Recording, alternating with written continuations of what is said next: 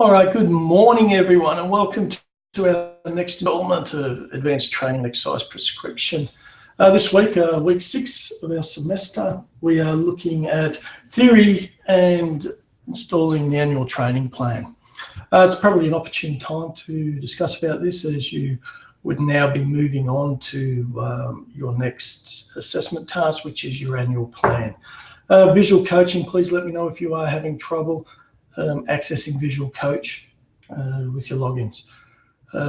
If you wish to do an annual training plan in an alternative way, that's quite all right. Visual Coach is there for your ability. So we're going to go in and we're just going to have a look at the basic theories and the structure of how you put together your annual plan.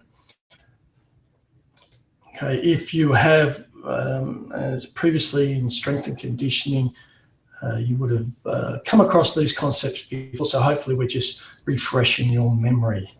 So we sit there and we look and we come across our training theory and planning for training.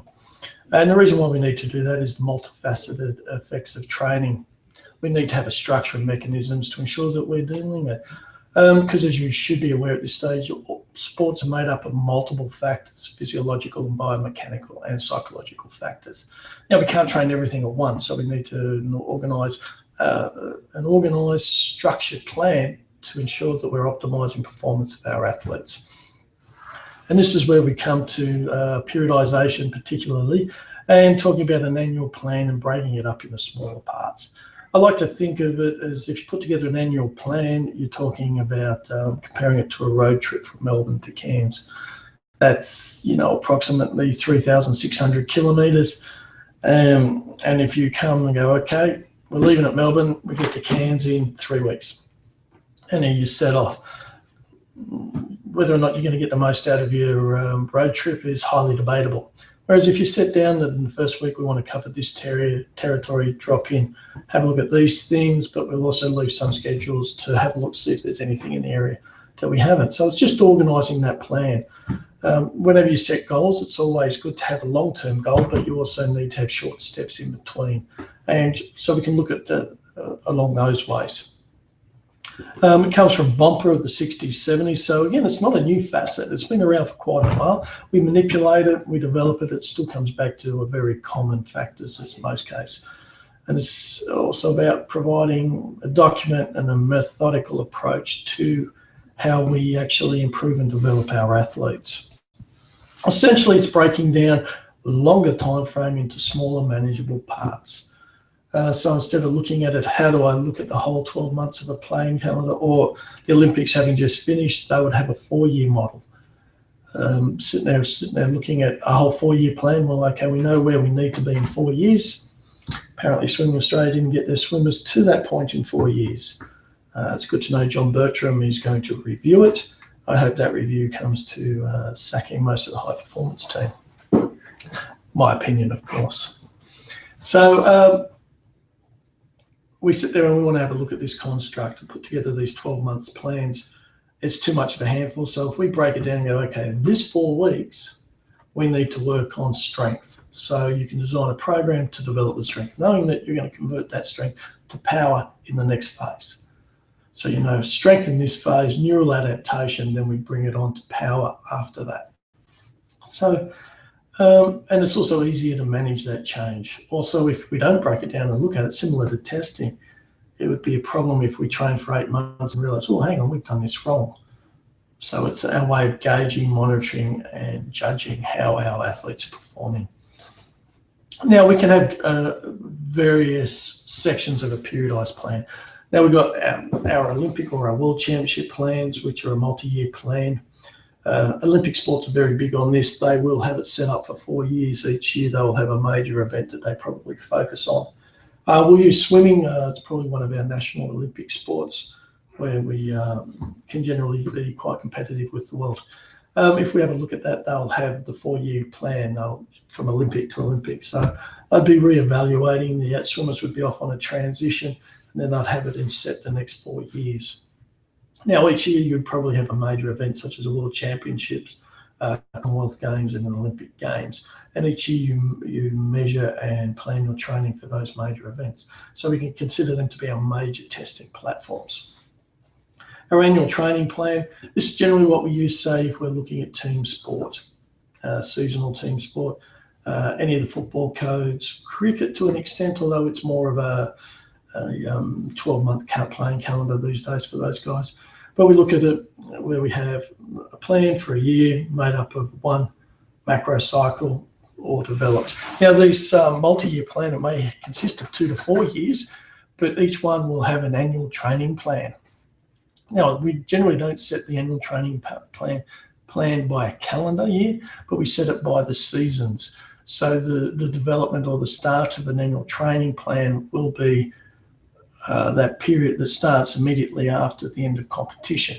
So generally you would have a transition phase after that where they're going to active recovery, surgery, rehab, and prepare them and actually mentally and allow their body to rest and recover after being smashed for the previous 40 weeks. So that's how we start. The transition starts, then we get them back, and then that's our first mesocycle or macro cycle, as it would be with general preps. So we're going to break it up into various phases, all designed for specific focus. And then we have our macro cycles. So again, this term, annual training plan and macro cycle, will be interchanged throughout the literature. Some people refer to it as an annual training plan. Others refer to the one-year plan as a macro cycle. So it's different terms for the same thing. We're looking at an endeavour of an annual training plan. I guess they can use a macro cycle if you have bi-monthly events or bi-yearly events.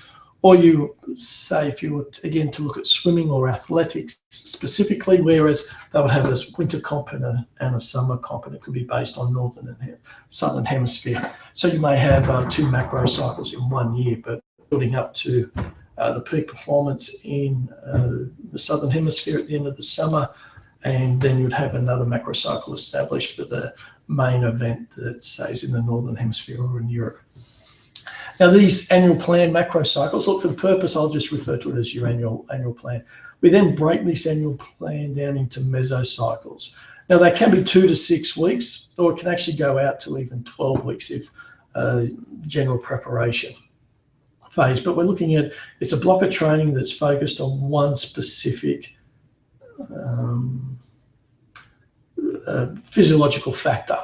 So if we take general preparation, which is, or off-season training, it's about restoring your aerobic base, your muscle base, and all those things. Now, we can have that can generally go across 12 weeks, up to 16 weeks for some sports. But if it is, say, 12 weeks, we can still break that into 3 mesocycles of 4 weeks.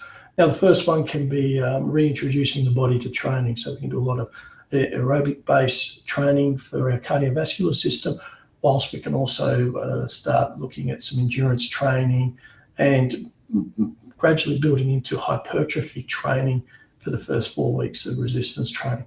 Then we can look at doing 4 weeks of strength, maybe 3 weeks of strength and a week of endurance, 3 weeks hypertrophy, a week of 3 weeks of strength, 3 weeks of hypertrophy, alternating it like that. So we can look at 4 distinct phases or 3 distinct phases across the 12-week. Sorry, I work in 16-week periods. That's why I generally talk about 4 weeks. So yes, so we can sit there and look at that when we do talk about the macro cycle. That's how we break it, develop it, and with the mesocycles. Now, with the microcycle, this is predominantly when we're looking at that actual training week.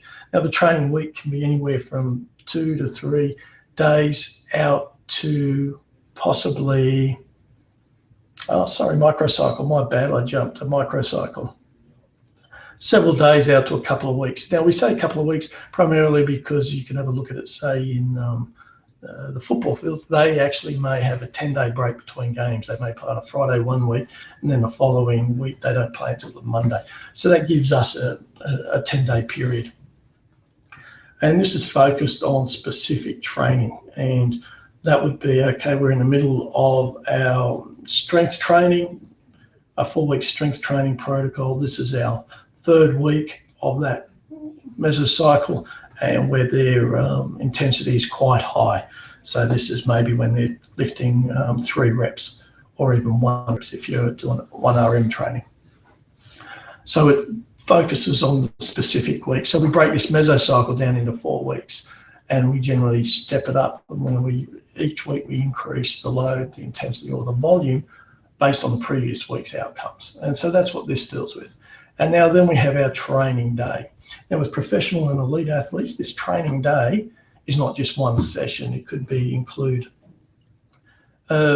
we could include a training day when we're setting out. They could have a field session that could go for an hour and a half to 2 hours. They could also have a resistance training session. They could have a recovery session. They could have a video session or a team meeting session. So it's a case of setting the entire day up, so you're aware where the athlete has to be at what time and what they're doing. Plus the athlete's aware of what their day is. And here we have our training session. This actually consists of what they're doing in the training session. And you'll generally put it down into blocks, including the warm-up, the time, and the activity that you do, and the intensity. With your elite levels, you can talk about heart rate intensity or just RPE values. This will be a 4 to 6 RPE. Then you might go into conditioning or speed work, and you break down the session. Then you might have skills, team gameplay, and all that sort of component. And that's what your training session is. The complete session, and you're going to have a field session, but then you would have one if you were to have a resistance training session, and that would be set out exactly the same: load, reps, weight, basis, purpose, exercises. And that's how we sort of apply it. Now, when we put it in an annual plan, we can make it look all pretty. So here we go. We've got jumpers in an annual plan, the period. We've got the preparatory and the competitive phase. So this is when we're looking at off-season, pre-season, pre-comp, and into the competition. So the mesocycles. Here we're looking at a 3-week period where they're developing skill and strength. Then they have a recovery week. Now they are trying to convert the strength to increase it to speed and power, followed by recovery.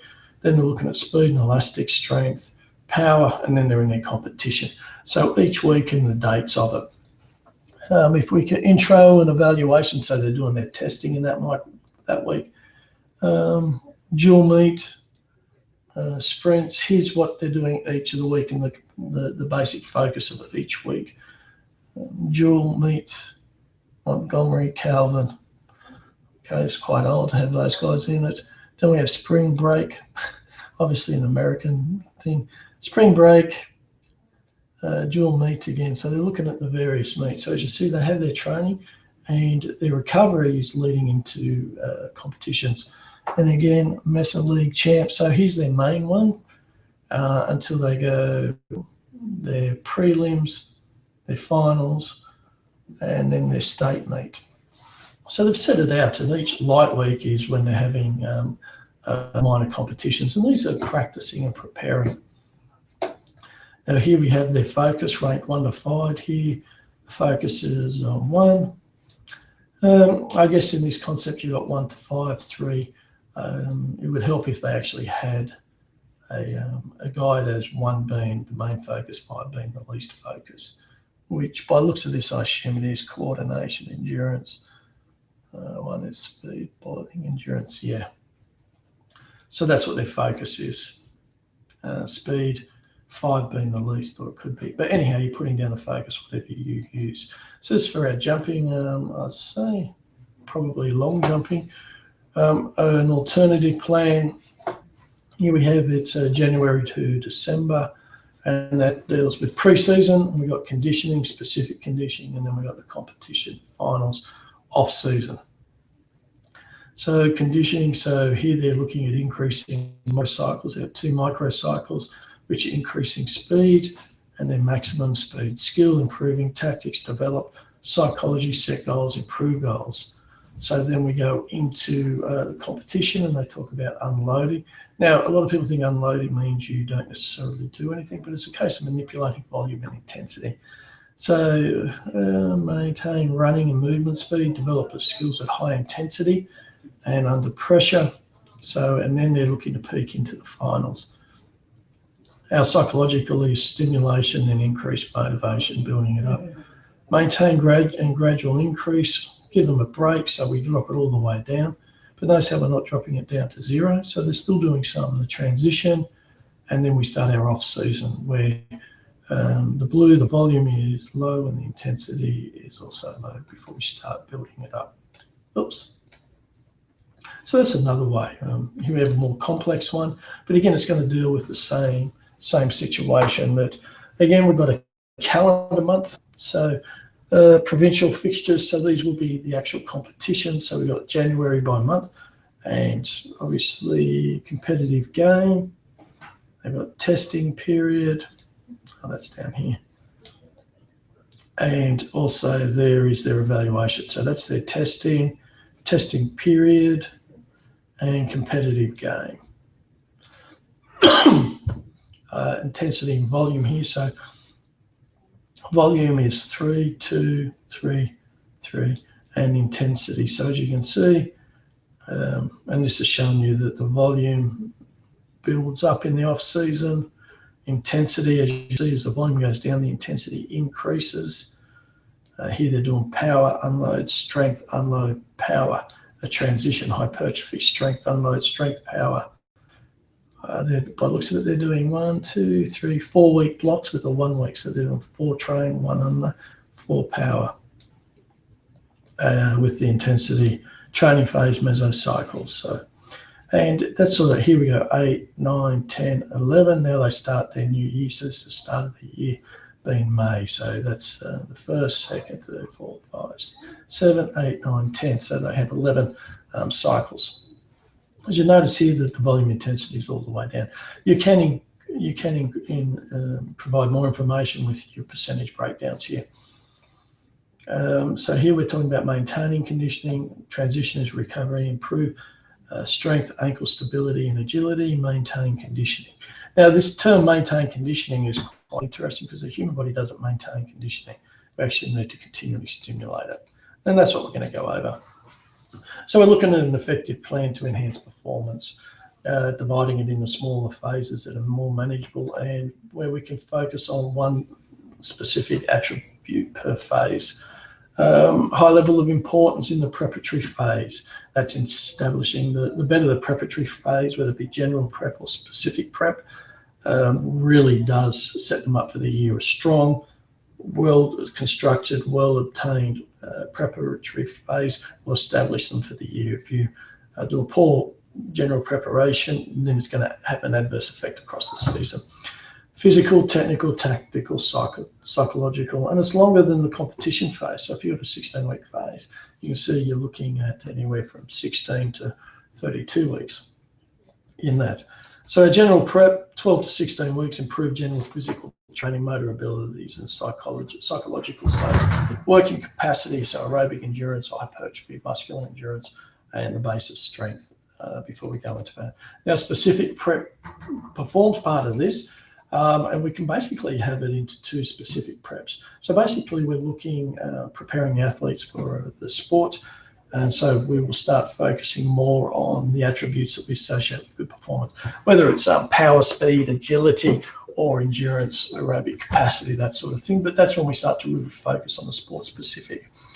Now we can get specific week or week specific, and this could be the second phase, and we can really focus on the primary goal. Or more importantly, if your testing identifies athletes need work on a specific area, then we can apply it here. If someone scores poorly on their strength, then in this we'll focus on developing their strength to lift it up or to increase it closer to what would set our benchmark levels. Competition is perfecting all training factors, individual abilities, and compete successfully. Motor abilities, position specific, especially in team sports, consolidate technique, and we do a lot more on tactical maneuvers and match performance. We can also have what we call a pre-competition phase, and that's when you start playing your trial matches, and that's when you start applying every principle towards preparing for actual in-season competition. So your training and games reflect what you're going to be doing in the season. So it's just extremely specific to the sport you do. If your sport doesn't involve it, then you shouldn't include it. Now this is multi-phase. We've got pre-comp, taper, unload periods, which are active recovery. So we need to look at it. Now in a football season, we want to peak for the finals, but in some instances we may need to peak for specific periods in time. where we identify really tough games or the major competition games for your team, and identify they have to be at peak performance for those teams, so we can work on those. If they have a bye or a couple of light weeks, we can look at their previous training and go, okay, they need to have an active recovery or a rest period here. Or they've had a couple of light weeks, now we can really arc them up or really pump them during this bye period. They don't have a game, then they can taper into the following week. So there are a number of things. Again, this is our pre-competition trial game, sport-specific taper. It's about preparing exactly how you're going to be running the season throughout the competition. Competition is about management of player performance, skill focus, motor abilities. We've got to include rest and recovery, monitoring, evaluation, peak performance, and injury management, especially most field sports do deal with injuries. Taper, we reduce volume, but please note this speed power sport, week 1 volume reduced from 60 to 40%, so we dropped the volume, but we've increased intensity 80 to 90%. Week 2, we reduced the volume further and intensity 70 to 40%. So again, that's sort of the fresher up. You're not going to go too much below a 2 week. Now, the reason why we have a 2 week taper, it does freshen, but most physical attributes take 2 weeks to fully develop. Endurance guard against too much high intensity. Week 1, volume throughout week building to 100%, midweek undulate 60 to 80%, intensity 60 to 70, progressively decreases from 5 to 10%. Intensity progressively decreases. Competition point at the second end of the second week. Now, transition phase, completion of the competition phase. So you've just won your grand final, been knocked out in the finals, or missed the finals. Now we need to have a break from competition, both for the physiological recovery and psychological recovery. And it's basically just, let's remove fatigue, those aches and pains and the sore, tired bodies that have been smashed and bashed. But you need to maintain an acceptable level of training. Generally, we would identify alternative training things that they haven't done, so it gives them a refresh. If their body's up to it, swimming and cycling, if it's non-impact, if they do a lot of swimming in their sport, then we'd probably move to, let's put them on the road, so they're looking at something other than a black line, so they can cycle, do a bit of resistance training to help with their strength and bone mineral density. Because their motor abilities decreased by 3 to 4% in week 1, and each week that continues to increase. So we're looking at, whereas they might be doing 5 to 7 sessions a week or 5 to 7 training days a week during competition, we're dropping it to 2 to 4 sessions a week. So that truly is a maintenance and just keeping the muscle active, and we don't want it to balloon out and come back looking like a beached whale, basically. There's been the odd instance when NRL players have turned up for their first off-season, they've been told, go away, come back when you reduce your body fat because they're too fat. So in those instances, and they severely reprimanded for that. Now, when we look at this, components to look at, we've got our physical, which includes the skills, conditioning, speed, agility, quickness, strength, nutrition, flexibility, medical. Technical, so skills, shot fundamentals, ball control, movement, footwork, modern shot, developing weapons. Okay. Tactical, so we're looking at, and this can be applied to all sports. This is established for tennis. Consistency, placement, pattern, spin, power, shot, selection, competitive. You can do this or go with any sort of game. Strategic, mental, that's just psychological and environmental. Fun, home, social, economic, competitive. So you want to look at all of these. So you want to take, they're having fun. What's their home life like? What's their social life? All work, no play makes Johnny the dull boy, and he will burn out and drop it. And finally, if we have a look at a simple football training plan, February, August, September, October, obviously this is soccer. So we have phase off-season. So if you look at the off-season for football, 1, 2, 3, 4, 5, 6, 7 months. This season's only 4 months, and they have a transition of a month. So here is their strength training that they do. So they're doing functional strength training, hypertrophy, maximal power, hypertrophy, maximal power. So functional strength training, welcome back. You've had a month off. So let's reintroduce the body to weights. then we do some hypertrophy before we go into strength, and then we try to convert to power. Main power and maximal strength throughout, rest. Now speed is low, low, medium, high, low, medium, high. So as you can see, speed we wait for 3 months. It's explosive work. We need to develop some resistance in our muscles before we apply it. Here, medium all the way through, rest, and that's still going to periodize to some extent. So here is our intensity, and it goes up, then it drops down. Then we have down, and it just focuses on it. The shortage in this one is it doesn't actually detail the volume. So volume would be more beneficial. But again, this would be a simple plan. And that's where we look at our plan overall and the annual plan. Now, there's a lot of factors to consider when you do come to dealing with, hang on for a moment. There we go, sorry about that. Yeah, so the annual plan, just remember, we just want to see an established plan that is structured. There's no perfect program. If there was a perfect program, everyone would be doing it, but everyone's got their own approach. Athletes are different. So it's looking at a plan where you identify the microcycle, the volume, and then the intensity, and what the basis is. And we're looking at the factors involved. You know that in competition, it's got to be all game-related, skill selection, so conditioning is a small component. Psychological training is ongoing. Whereas in off-season, skill development and tactics are irrelevant, so your conditioning side is a lot higher. So the volume's higher, but as volume increases, intensity decreases. If you need to increase the intensity, then the volume must also decrease. So it has to be manipulated in that sort of way. So let's say that we need a major focus on skill development in that training session, so we have a shorter period of time for conditioning, whereas we're not worrying about skills or tactics or game patterns, we're only worrying about fitness, then the volume's going to be a lot more. And it's just a roadmap. You want to get to the grand final. This is just establishing how you're going to do it along the way. And you set the plan in focus for the year, but you'll probably only develop the training plans for individual sessions maybe 4 weeks in advance. But of course, setting it in advance gives you the problem as well that you also have to be able to adjust the plan, because times change, things change. Quite often in a season, you expect one team to be strong and another team to be weak, and all of a sudden the team is performing above what you were. So you have to manipulate your training program because you expected that to be a heavy session because they were going to be a light week, whereas now they're a tough week, so we have to drop it off. So you have to be able to manage, adjust, and adapt your training. But we set it down in plan. Okay, guys? Again, let me know if you're having trouble with Visual Coach. If you want to do it with another method, that's fine. But basically, that plan that we saw in the last couple of slides is what the basic of what your plan will look. Visual Coach helps you set it up.